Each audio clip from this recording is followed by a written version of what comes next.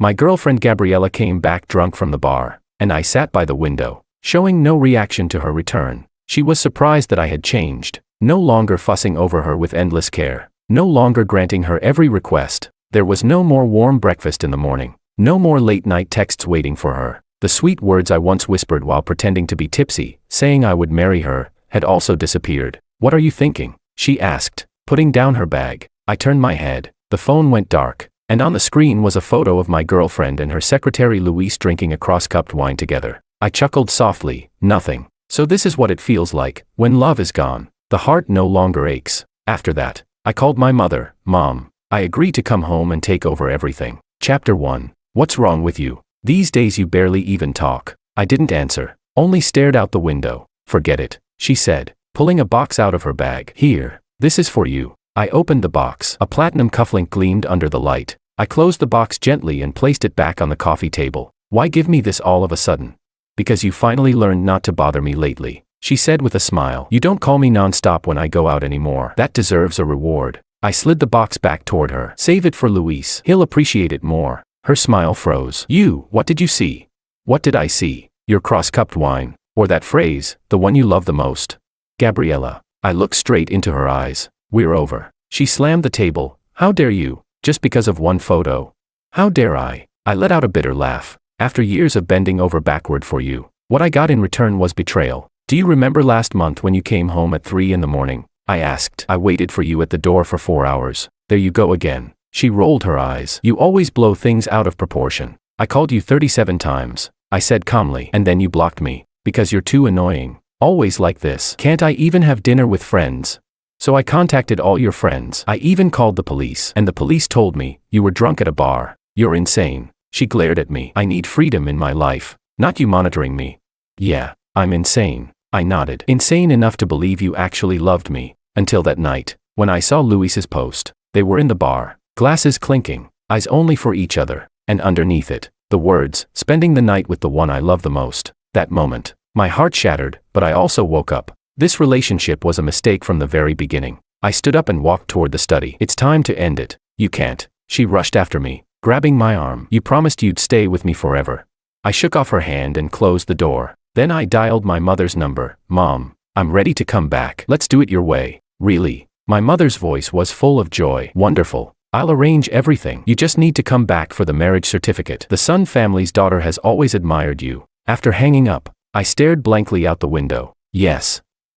I gave up the family's arranged path because of her. "I'll give you the best life," I once promised. "I'll make you the most successful woman in this city." Now, coffee shops under my name spread all across the city, but her heart is no longer with me. From the day she hired Luis as her secretary, everything had changed. She once said of her new secretary, "He knows what I need. Unlike you who are always trying to control everything." If that's the case, why keep deceiving myself any longer? Chapter 2. On the phone with Luis again, I asked, standing at the bedroom door. Gabriela glanced at me, then kept laughing sweetly into her phone. "Sorry, my boyfriend's talking to me. I'll call you back later." She hung up and looked at me impatiently. "What is it?" "Nothing. Just letting you know I'll be sleeping in the study tonight. Suit yourself." She shrugged and picked her phone back up. I quietly walked toward the study. Behind me, her laughter rang out once more. Ever since Luis became her secretary, we had started sleeping in separate rooms. At first she made excuses. Later, she didn't even bother explaining. As soon as I lay down, my phone buzzed. It was a voice message from Luis. Gabriela's voice came through, softer and more tender than I had ever known. "Baby, imagine us in a cabin by the sea." Such blatant provocation felt childish. I shut off my phone and closed my eyes. The pain that once tore at my chest had turned into numbness, maybe even relief. "Are you really quitting?" my colleague asked the next morning, eyeing the envelope in my hand. "Yes, it's already decided. Because of Gabriela always being with her secretary, everyone sees it, except you, pretending not to." I gave a bitter smile, shook my head, and walked toward HR. As the elevator doors opened, I saw Gabriela carrying 2 cups of coffee into her office. Through the glass door, she laid food on the desk. Even I was never allowed to get close to that desk. Luis took the food, deliberately glancing in my direction. He leaned into Gabriela's ear, whispered something, and she immediately pressed the remote. The blinds slowly closed. The HR manager finished reading my resignation letter. "According to policy, you'll need to complete 1 week of transition." "No problem. I'll handle everything." At the end of the day, Luis blocked my path. "There's a great restaurant tonight. Want to join?" What exactly are you trying to do? I stared into his eyes. Just an invitation. After all, we're colleagues. No need. I walked past him toward the exit. Let him be. Gabriela's voice called from behind me. That's just how he is. Gets all sour whenever he sees us together. On the way home, I scrolled through Luis's new post. In the photo, he was playing with a professional camera. Gabriela smiled by his side. The caption read, "Thanks to the perfect boss for the amazing gift." Last year, on my birthday, Gabriela and I had fought bitterly over photography. "Can you stop carrying that damn camera around all the time?" She had screamed at me, before throwing my favorite lens into the sink. And now, she not only bought Luis expensive gear but also accompanied him to take photos. So it wasn't photography she hated, it was me. Late that night, a video call shattered my sleep. "Augustine, we just left the bar," Luis said, holding up a flushed Gabriela. "She drank too much, but don't worry, I'll get her home safe." Before he could finish, Gabriela suddenly lifted her head and kissed him on the cheek. "Baby," she slurred. Luis froze for a moment, then broke into a smug smile. "She's drunk. Must have mistaken me for you. Don't bother coming back," I said coldly. "Find a hotel." I hung up and shut off every line of communication. Chapter 3. A sharp ring of the doorbell jolted me from sleep. "Who is it?" I rubbed my eyes and glanced at my phone. 3:15 a.m. From outside came Gabriela's slurred voice. "It's me. Open up." I opened the door. Luis was holding up a drunken Gabriela in the hallway. "Sorry to bother you," Luis said with false courtesy. "Gabriela drank too much, so I brought her back." "Thanks. I'll take it from here." I reached out to support Gabriela, but Luis didn't let go immediately. "Heard you weren't happy about our photo." "Doesn't matter," I said flatly. "Really?" He sneered. "Then why did you resign? Why stop calling her?" I didn't answer. He leaned closer to my ear. "Why humiliate yourself? Even if you marry her, her heart will always belong to me. In the past, such provocation would have made me furious. Now, I only wanted him gone." "You should leave," I said, staring into his eyes. Luis shrugged. "Suit yourself." He finally let go of Gabriela, but before turning away, he deliberately called out, "See you tomorrow, baby." I helped Gabriela inside. She reeked of alcohol. Her makeup was smudged, and she could barely stand. "I want a shower," she mumbled. "Can you manage it yourself?" "Of course." She staggered toward the bathroom. "I'm not a child." The bathroom door shut, water splashing inside. I sat on the couch, lost in thought. After some time, the door opened. Wrapped in a towel, Gabriela came out. "Why aren't you asleep?" she asked, her voice clearer now. "Waiting for you." She bent over, staring at me. "Are you angry?"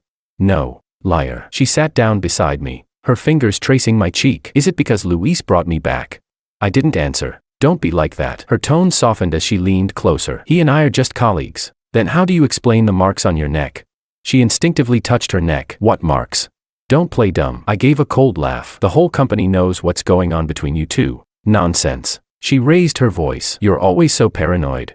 Then suddenly she switched tactics, her voice turning gentle. "Augustine, let's have a baby." That sentence hit me like a bucket of ice water. "Are you serious?"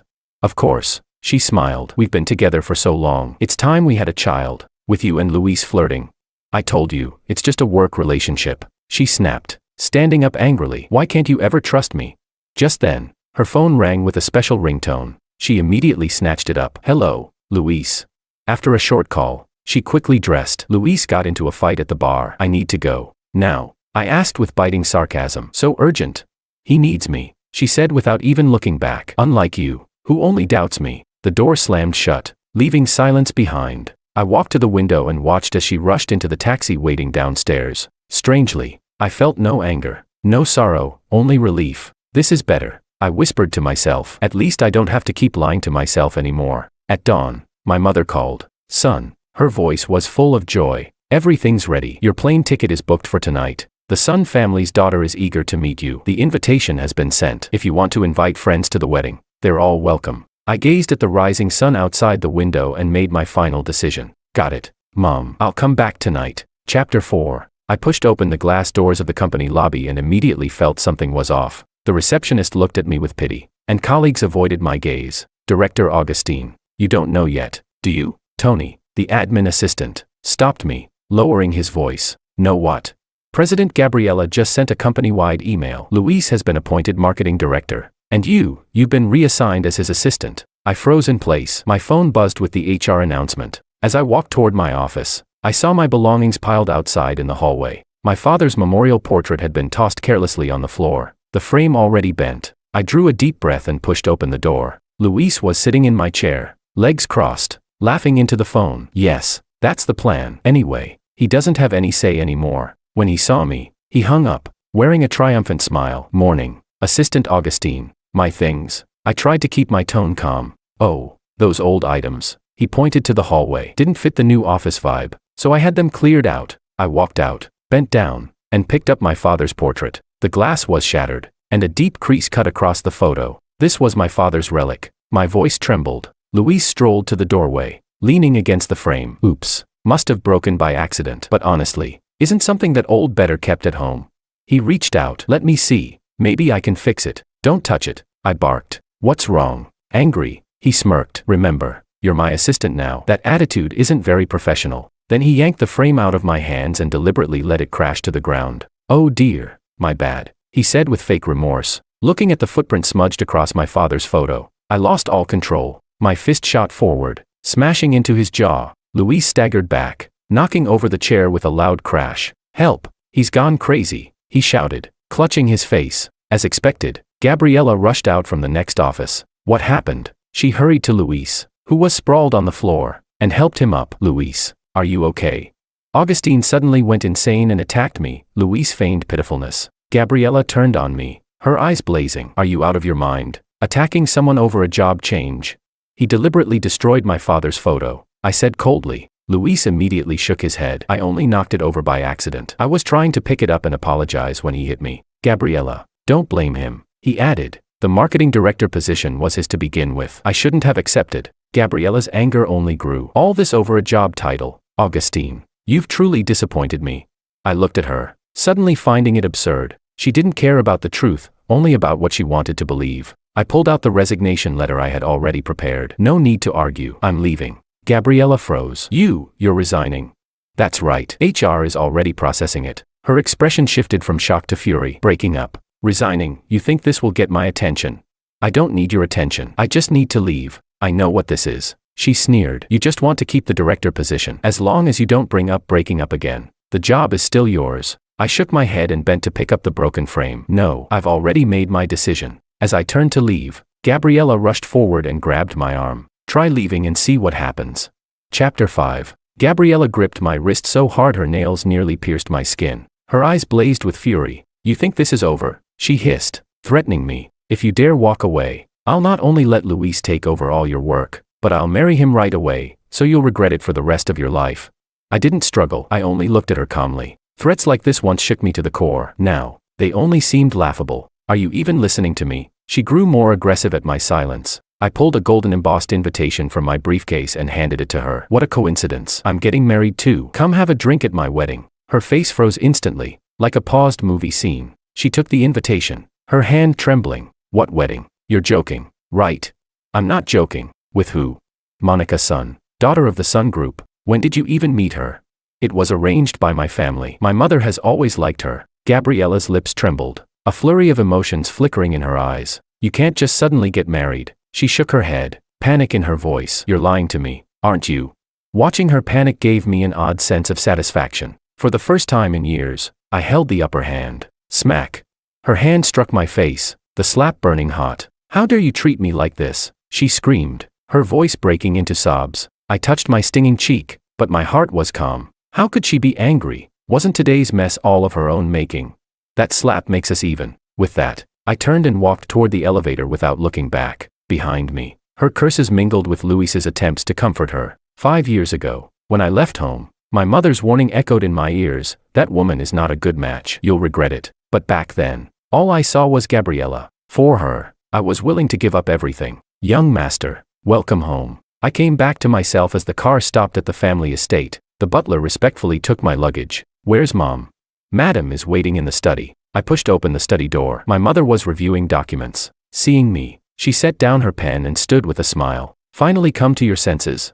You were right. I was wrong. She nodded in satisfaction. Go freshen up. Dinner is ready. The warm bathwater eased my body. This was the life I should have had. Not chasing endlessly around Gabriela in that tiny company. Suddenly, the bathroom door swung open. Who? I jolted upright, trying to cover myself. Monica stood in the doorway, smiling brightly. Long time no see. Augustine. How did you get in? I'm bathing. Your mom sent me up. She stepped closer. She thought you might need some help. I don't need. Before I could finish, a bottle of cold water poured over my head. What the hell are you doing? Revenge. She laughed smugly. For how you treated me back then. I was speechless. Back in college, she had confessed to me, and I had rejected her in public, cruelly, with harsh words. I was a jerk back then, I admitted. But can you at least leave so I can get dressed? Why should I? She raised an eyebrow. We're about to get married, aren't we? What? Who said that? Your mother. She chuckled. She said you came back tonight to see me and get ready for marriage. I froze. I didn't know it was you. So you came back planning to marry someone else? She narrowed her eyes. No, I just, forget it. She turned away. Get dressed. I'll wait in the living room. Half an hour later, dressed, I came downstairs. My mother and Monica were chatting in the living room. Augustine. My mother waved cheerfully. Come join us. I'm talking with your future wife. I looked at Monica. You really agreed to this? Why not? She met my gaze calmly. Because I treated you so badly back then. You should hate me. I did hate you, she admitted. But that doesn't mean I stopped liking you. Why do you still like me? That question, she smiled. You can think about after we're married. My mother looked pleased. It's settled then. The engagement ceremony will be next week. Wait, I blurted out. I haven't agreed yet. Didn't you come back for marriage? My mother asked, puzzled. Yes, but I didn't know it was Monica. Then you should thank me. My mother interrupted. At least it's someone you know. Better than a stranger. I turned to Monica. Do you really want to marry me? Not just to get back at me.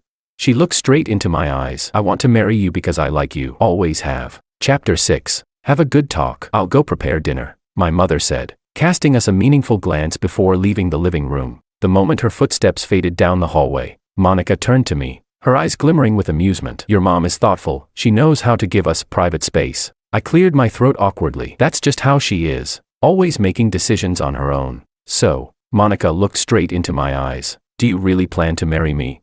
The directness of her question left me momentarily speechless. I stared at the girl I had grown up with, unsure how to respond. What are you thinking? She nudged me lightly, breaking my thoughts. Still thinking about that woman? I shook my head. No, liar. She put her hands on her hips, her expression turning stern. I just don't get it. What's so good about Gabriela anyway? She began listing Gabriela's flaws, her voice dripping with jealousy. Watching her puffed up cheeks, I couldn't help but laugh. What are you laughing at? She glared at me. Nothing. Just. I think you're adorable. Her expression softened instantly. She leaned closer, whispering, so, are you mine now? Her question stirred memories of everything between us. How she had protected me from bullies as a child. How she had chased off girls who tried to confess to me in school. How she stayed by my side when my father died, helping me through the darkness. If not for Gabriela, perhaps Monica and I would have been together long ago. What are you thinking about? Her voice pulled me back to the present. I held her hand. I was thinking about our story. Which part? When I beat up those boys who bullied you? Or when I tore up that love letter a girl gave you in the cafeteria? I shook my head with a smile. All of it. I never properly thanked you. No need. Her gaze softened. I did all that because I liked you. Her frankness stirred something in me. I leaned closer and whispered, I think I've always liked you too, just blinded by Gabriela. Her eyes lit up. You mean? I mean. I took a deep breath. I'm willing to marry you. With a joyful cry, she threw herself into my arms, nearly knocking me over. Then she rose on tiptoe and kissed my lips. That kiss ignited the desire I had suppressed for so long. I lifted her and strode toward the bedroom, forgetting completely that my mother was still in the kitchen. That night, we held each other without restraint, not falling asleep until dawn. By afternoon, the doorbell woke me. Half asleep, I shuffled to open the door, only to find Gabriela standing outside. She held a small box, her expression complicated. Your stuff. You left it at the office. I took the box and opened it. Inside was the watch she once gave me. When I left, I had intentionally left it behind. I wanted no reminders of her. Our conversation was brief. She tried to find excuses to linger, to be alone with me, but I kept my distance. Just as the silence grew heavy, Monica walked out of the bedroom, wearing only my shirt. Seeing this, Gabriela's face froze. She hurriedly muttered a farewell, turned around, and left. Her departing figure looked lonely, almost fragile. Chapter 7. After closing the door, Monica's expression immediately turned serious. She bluntly pointed out that Gabriela still had feelings for me, that she had come to test whether I truly intended to get married. Men are so dense. Monica shook her head. She was clearly watching your reaction, trying to confirm if you're really going through with the wedding. Surprised, I asked how she could be so sure. A woman's intuition, she replied with a mysterious smile. We can always sense another woman's thoughts, especially when she's interested in our man. She stepped closer, wrapping her arms around my neck. From now on, stay away from her. Understood? I chuckled and nodded. Yes, ma'am. Satisfied. She kissed me. That's better. Now, let's go tell your mom some good news. What good news? I asked curiously. Monica smiled mischievously and whispered in my ear, tell her she's going to be a grandmother soon. My face flushed. That's way too fast, isn't it? What? You don't want to? She raised an eyebrow, eyes glinting with challenge. It's not that I don't want to. It's just what? Don't tell me you're still thinking about that ex-girlfriend of yours. I took a deep breath. No, Gabriela and I are completely over. From now on, I'll stay far away from her and focus on building a family with you. Her smile showed satisfaction. Before I could say more, she was already on tiptoe, arms around my neck, kissing me passionately. Our relationship was sealed in that moment, as if it had been destined all along. That night, as we curled up on the couch watching a movie, my phone suddenly buzzed. A friend request appeared on the screen. Who is it? Monica asked curiously. I glanced at it and frowned. Luis, Gabriela's man. She grew instantly alert. What does he want from you? After a moment of hesitation, I accepted. Almost immediately, a barrage of messages flooded in. Luis's words were full of hostility and warning. He accused me of clinging to Gabriela, saying she had cancelled an important company meeting just to deliver that watch to me. He told me to remember my place and stop interfering in their relationship. How ridiculous, I sneered, handing the phone to Monica. All these years, Gabriela never once put me first. After reading the messages, Monica scoffed. He's jealous. Looks like Gabriela still has feelings for you. I shook my head and told her about that cold winter night last year. I had been bedridden with a high fever, only wanting Gabriela to buy me some medicine. But she said Luis had an urgent project that needed her help, and quickly hung up. Later I found out that the so-called urgent project was nothing but one of their private dates. I said bitterly, that woman is outrageous. Monica fumed. She ignored you when you were sick, but now she suddenly has time to deliver a watch. I was just about to block Luis when Monica deftly took my phone away. Don't waste time on people who don't deserve your attention, she said softly, leaning on my shoulder. Since it's over, don't look back anymore. I wrapped my arm around her shoulder, grateful for her understanding. You're right, they're not worth my time. Oh, by the way, she suddenly looked up, her eyes sparkling. There's a business gala tomorrow night. Will you come with me? Curious, I asked what kind of event it was. She explained it was her company's annual banquet, the perfect chance to announce our relationship publicly. You want to introduce me to everyone? I asked in surprise. Of course, she smiled. I want everyone to know that Monica is already taken. Her straightforwardness made me laugh, and I gladly agreed. She turned off the TV happily and pulled me back into the bedroom. The next morning, I was awakened by birds chirping outside the window. Monica was still asleep, sunlight streaming through the curtains, tracing her delicate features. What are you looking at? She suddenly opened her eyes, catching me, at how beautiful my future wife is. I answered honestly. She smiled, stretching lazily. What time is it? Just past 9. Oh my God. She jolted awake. We need to hurry. There's so much to do before the gala tonight. Before I could react, she was already dragging me into the bathroom. What happened next caught me off guard. She started unbuttoning my sleepwear, and I could only stumble back awkwardly. What are you doing? She asked, puzzled by my reaction. I think you should shower first. But she yanked at the hem of my shirt anyway. The fabric tore with a sharp rip. We're about to get married, and you're still this shy. She laughed at my embarrassed expression. Our time in the bathroom lasted much longer than expected. It wasn't until nearly 11 that we were finally ready to leave. Monica had chosen a deep blue velvet dress with a daring slit that showed off her long legs. Her hair was styled in an elegant bun, with loose strands falling naturally by her ears. You look stunning, I said sincerely, like a princess. Smiling, she stepped closer and adjusted my tie. There'll be a lot of my colleagues and business partners tonight. I'll introduce you to them. I'm a little nervous, I admitted. I'm not great at socializing. Don't worry, she reassured me. Just stand by my side. You don't need to do anything else. Even so, a faint unease stirred in my heart. Chapter 8. Augustine. Are you listening to me? Monica's voice pulled me back from my thoughts. Sorry, I got distracted, I said with an apologetic smile. Standing in the hotel elevator, I suddenly realized something I had never thought about before. During the 5 years I was with Gabriela, she never once brought me to any of her social events, let alone introduced me to her friends. I had always assumed it was because she wanted to stay low profile. But now, I saw the truth. Maybe I just wasn't important enough. Nervous, Monica squeezed my hand. A little, I admitted. I'm not good in these kinds of settings. Don't worry, she said with a smile as she straightened my tie. I'll be right here. The elevator doors opened to reveal a lavishly decorated banquet hall. Monica explained that this was a quarterly networking gala hosted by several major corporations, on the surface a business exchange, but in reality also a matchmaking ground for the heirs of powerful families. Monica, a woman in a Chanel suit, walked toward us. It's been ages. Ali, Monica greeted warmly, then naturally looped her arm through mine. Let me introduce you, this is my husband, Augustine. I was surprised that she used the word husband instead of fiancé, but still extended my hand politely. Hello, it's a pleasure to meet you. Oh my, you're finally married, Ali exclaimed. I thought you'd stay single until 40.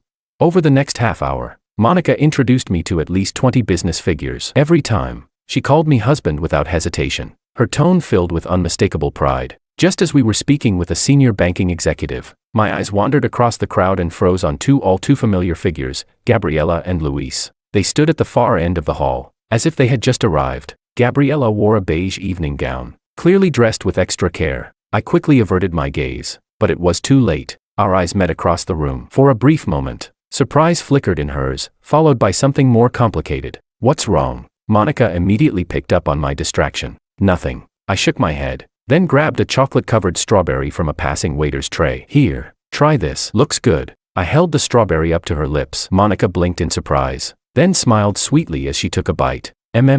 Really sweet, she said, deliberately raising her voice. Then she picked up another strawberry and fed it to me. Here, you try. I bit into it and nodded. Delicious. Of course it is, she teased, winking. Strawberries taste sweeter when fed by your husband. Halfway through the gala, a group of Monica's college friends came over to catch up with her. I took the chance to excuse myself, telling her I was going to the restroom, but as I stepped out of the washroom, ready to head back to the banquet hall, a familiar figure blocked my path. Gabriela, can we talk? Her voice was lower than usual, carrying a trace of pleading I had never heard before. There's nothing to talk about. I tried to walk past her. Please move, but she blocked me with her arm. Just 5 minutes, I'm begging you. I stopped, sighing. Say it quickly. Are you really married? She stared straight into my eyes. You didn't just do it to spite me, did you? That's none of your business, Augustine. I know I did a lot of things wrong. That day at the company, I shouldn't have treated you like that. I let out a cold laugh. Now you know how to apologize. Too late. It's not too late. She suddenly stepped forward and grabbed my arm. We can start over. I'll fire Luis. You can be in charge of the company again. I shook her off. Gabriela, have some self-respect. I'm married now. Please respect that. Her eyes turned red instantly. You can't have fallen for someone else this quickly. I know you still love me. Then she suddenly threw herself at me, hugging me tightly. The move shocked me and disgusted me. I shoved her away with force, stepping back. Enough. I raised my voice. We're over. I have a new life now. A new partner. Don't interfere anymore. Her tears finally spilled over. Augustine, I was wrong. All these years, I never truly cherished you. Only when you left did I realize how much you meant to me. Please, give me one more chance. I swear I'll change. Once upon a time, a single tear from her could make me weak. Now, it only seemed ridiculous. It's too late. I shook my head. I've already made my choice. I wish you and Luis happiness. I don't want him. She nearly screamed. I only want you.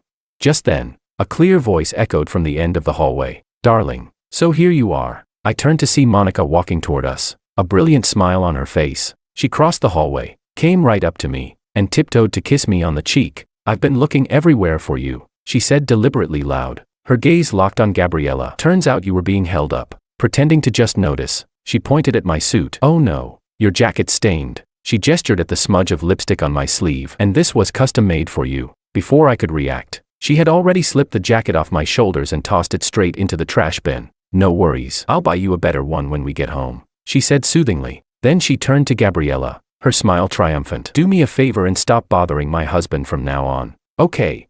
Gabriela's face went pale with fury, but before she could speak, Monica had already taken my arm and led me away. Chapter 9. I knew she still couldn't let go of you, Monica said triumphantly, her eyes glimmering with victory. Women are especially sensitive to these things. I held her hand tightly and smiled. You're always right. As we returned to the banquet hall, Monica suddenly stopped, her eyes lighting up. She turned to me with a mysterious smile. I have an idea. Before I could ask, she was already pulling me toward the main stage. She gestured to the band, and the music slowly faded. All eyes turned toward us. Sorry to interrupt, Monica said as she accepted the microphone from a staff member, her voice ringing clear. I'd like to take this chance to share some good news. She looked at me, her eyes filled with tenderness. This is Augustine, my husband. We just completed our marriage registration and are officially husband and wife. I hope everyone here will bless us.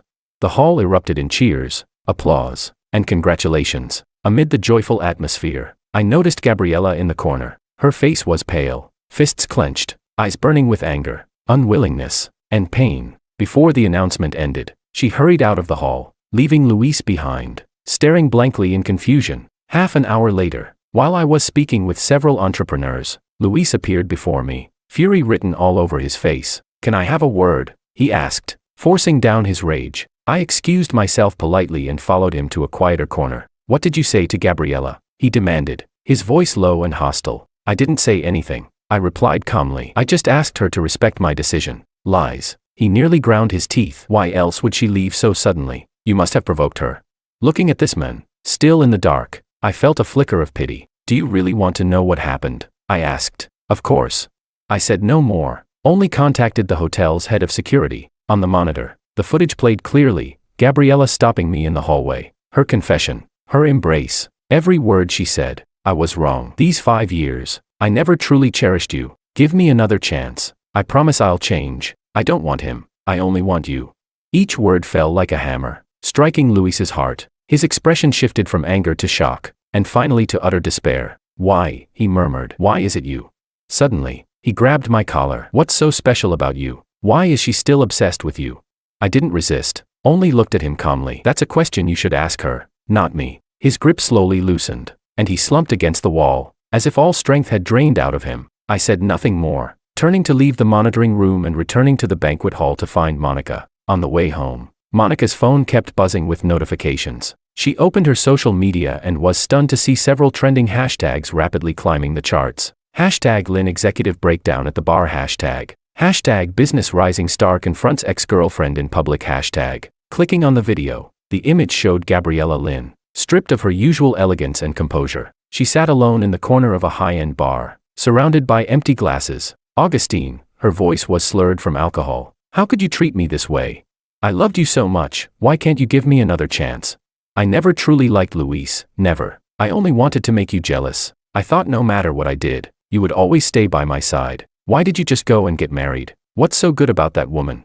The camera suddenly turned to the entrance of the bar, where Luis stood, his expression shifting from disbelief to deep anguish. He strode toward Gabriela, his voice trembling. "Is everything you just said true?" Gabriela looked up at him, not panicked at all. Instead, she gave a drunken smile. "Of course it's true. Why? You don't believe me? Then what about our engagement?" Luis's voice was almost begging. Gabriela took another large gulp of alcohol. "Engagement? That was only for Augustine to see. I wanted to make him jealous. I wanted him to come back and beg me." Luis's eyes turned red. "Then what am I to you?" Gabriela gave him a cold glance, her tone dripping with drunken disdain. You're nothing." With that, she staggered to her feet, shoved Luis aside, and stumbled out of the bar, leaving him standing frozen in place, as if struck by lightning. After closing the video, Monica and I sat in silence for a while. "It's unbelievable," Monica finally said. "How could she treat someone who truly loved her that way?" I didn't answer. I only held Monica's hand tighter. Once, I too had been that fool who was used. But now, I had finally found someone truly worthy of my love. "Thank you," I whispered. "Thank you for showing me what real love is." Monica leaned against my shoulder and murmured softly, "Don't thank me, because I've also found the happiness I was searching for." Chapter 10. The speed at which the video spread was far beyond what I had imagined. I had thought this matter would gradually die down with time, but things developed in an unexpected direction. In less than an hour, a new wave of revelations about Gabriela appeared on social media. Hashtag Gabriela bullying roommate during college. Hashtag Gabriela's affair with a married executive. Hashtag. Most shocking of all, someone anonymously released a hospital report, clearly showing Gabriela's name and the diagnosis, early pregnancy. Although the account was anonymous, judging from the content, it wasn't difficult to guess that this information most likely came from Luis. Clearly, he had chosen the most extreme way to retaliate against Gabriela's betrayal. "Did you see the latest updates?" Monica sat on the sofa, her fingers scrolling rapidly across her phone screen. I nodded. "I did. Luis is determined to destroy her completely. Isn't she going to come out and explain herself?" Monica frowned. "If all of this is true, how could she possibly explain?" For the entire night, Gabriela's social media remained silent, but her comment sections had turned into a battlefield of public condemnation. Overwhelming waves of curses and accusations filled the space. There wasn't a single voice defending her. "What are you thinking about?" Monica noticed the change in my expression. "Nothing. I just feel like things are going a bit too far." "She deserves it," Monica said mercilessly. "This is the price of hurting others." Just as we were talking, the doorbell suddenly rang. "So late, who could it be?" Monica asked suspiciously as she walked toward the door. Through the peephole, She turned back to me in shock. It's Gabriela. I walked up to the door and peered through the peephole, only to see a Gabriela who was almost unrecognizable. Her hair was a tangled mess, her makeup was completely ruined, and her clothes were stained and torn. The heavy stench of alcohol clung to her entire body. Should we open it? Monica whispered to me. I hesitated for a moment, then nodded. Monica opened the door. Gabriela staggered in the doorway, her gaze unfocused. When she saw me, a glimmer of hope flashed in her eyes. What are you doing here? I asked coldly. I just wanted to see you once. Her voice was hoarse, as if she had been crying for a long time. Well, now you've seen me, you can leave. Even though I had asked her to leave, she showed no intention of going. She took a step forward and nearly stumbled. Augustine, I have nothing left now. Her voice was filled with despair. I wasn't surprised. Just a few hours ago, the Lynn Corporation had released an official statement announcing the termination of Gabriela's employment, emphasizing that her personal behavior had nothing to do with the company. Even more shocking was the Lynn family's brief announcement. Because of Gabriela's misconduct, her inheritance rights had been suspended. For a family that valued reputation above all else, this was undoubtedly the harshest punishment. That has nothing to do with me, I replied calmly. Your problems are yours to solve. At my words, her eyes instantly dimmed. What about our 5 years together? She choked, tears streaming down her face. Does it mean nothing to you? I couldn't help but sneer. You want to talk about love now? Where was that when you betrayed me? I know I was wrong. Her tears spilled over. Just give me one more chance, please?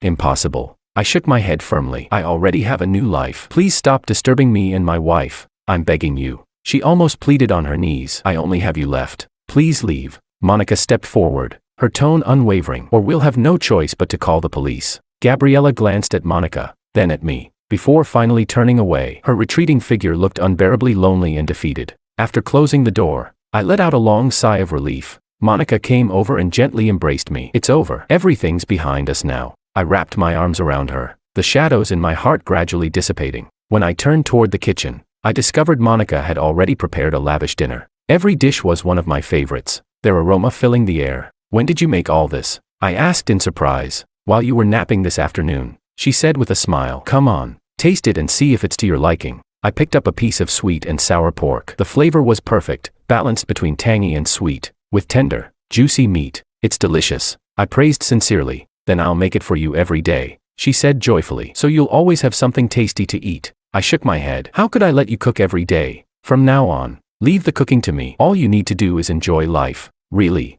Her eyes sparkled with delight. Then I'll be spoiled. Of course it's true, I grinned. My cooking skills aren't bad at all. After dinner, we decided to take a walk around the community to help with digestion. As soon as we stepped outside, we heard commotion in the distance, accompanied by the wail of sirens. What happened? Monica asked curiously. A neighbor rushed past, looking panicked. There's been a car accident in the East District. It looks serious.